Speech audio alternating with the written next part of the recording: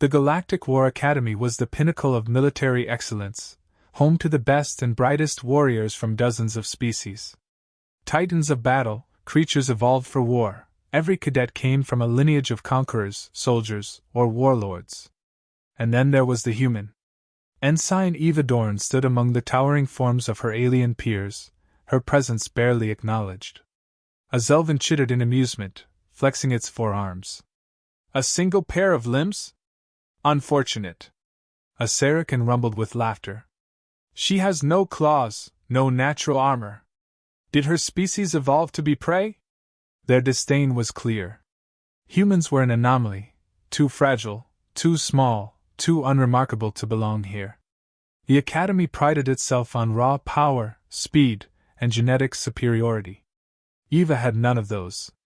The instructors barely hid their disinterest. They didn't expect her to last a week, and some didn't even bother to learn her name.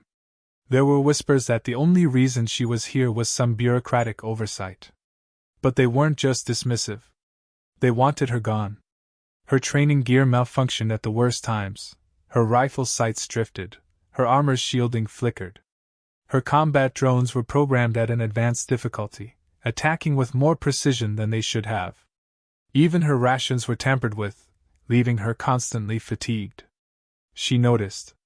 Of course, she noticed. But she didn't say a word. She trained harder.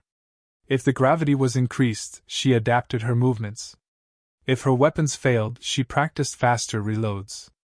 If her enemies targeted her first, she learned to be quicker, more elusive, more unpredictable. The aliens scoffed, watching her push herself beyond exhaustion. Pointless human stubbornness, one muttered. But she wasn't being stubborn. She was preparing. The real test was coming. And when it did, she wouldn't just survive. She would win. The combat trial began with a simulated battlefield, ruins of an alien city, smoke curling through the air, the distant hum of enemy drones. Each cadet was given a weapon, a limited supply of ammunition, and a single objective: survive. Eva's rifle jammed within the first 30 seconds. Of course it did. She didn't hesitate. She dove into cover, pried it open, and manually cleared the jam in seconds. By the time she was back in the fight, the others were already moving ahead, cutting through the AI-controlled enemies with brute force. For them, it was a contest of strength. For her, it was a game of survival. The dummies ignored the others, focusing entirely on her. Their shots were faster, their programming more aggressive. The instructors watched without expression, expecting her to fold under the pressure. She didn't. She moved unpredictably, using terrain to her advantage. When her rifle overheated, she switched to a sidearm. When ammunition ran low, she scavenged. Where the other cadets relied on overwhelming force, she used tactics, baiting enemies into traps, predicting movement patterns, exploiting blind spots. And then the battlefield conditions changed. The gravity increased. The temperature spiked. Oxygen levels dropped. The others barely noticed. Most of their species were engineered for extreme conditions. But for a human? It was an immediate disadvantage. She adapted. Slowed her breathing. Moved with calculated efficiency. Conserved energy. Minutes passed. Then an hour. One by one, the other cadets fell, overwhelmed, outmaneuvered, eliminated. Some ran out of stamina. Some were too reckless. Some simply failed to think beyond brute force. Eva kept going. By the end, there was no one left standing but her. For the first time, the instructors frowned. They had stacked the odds against her. And she had won anyway. The final phase of the trial was meant to be impossible.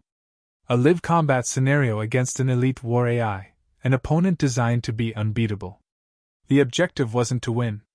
It was to measure how long a cadet could last before being overwhelmed. The others barely lasted minutes. Some seconds. Even the strongest among them were crushed by its relentless assault, their combat scores instantly capped by inevitable failure. Then it was Eva's turn. The AI analyzed her instantly, recalibrating its strategy. Unlike the others, she didn't charge in, didn't rely on sheer power. She observed. Tested. Moved with precision. The AI adapted. It calculated her movements, countered her tactics, adjusted its attacks to remove any chance of survival. She adjusted faster. She used misdirection, breaking predictable patterns.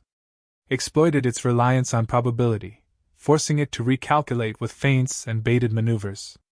It was faster, stronger, more advanced in every way, except one. It followed rules. She didn't. When she lured it into a collapsed structure, forcing it to reposition, it hesitated for half a second, just enough time for her to strike. The AI shut down. The battlefield flickered. The simulation ended. Silence. The instructor stood frozen, unable to comprehend what had just happened. The system hadn't been programmed for this outcome. There wasn't even a recorded protocol for a cadet beating the AI. Eva stepped back, breathing heavily, her hands steady. She hadn't just survived. She had won. And now, everyone watching understood exactly what that meant. The debriefing room was silent. No laughter, no mockery, just uneasy glances and quiet whispers. The alien cadets who had once dismissed her now watched with something else in their eyes. Uncertainty. Maybe even fear. The instructors replayed the footage, searching for an explanation. They slowed it down, analyzed every movement, every decision. It didn't make sense. She wasn't the strongest, the fastest, or the most advanced. By every measurable standard, she should have lost. But she hadn't. The commanding officer folded his arms. Was it luck? A technician hesitated. No. Every move was deliberate. She exploited gaps even the AI didn't predict. Another scoffed. Did she cheat? How? The simulation is closed loop. No external interference. The realization settled in. The numbers didn't lie.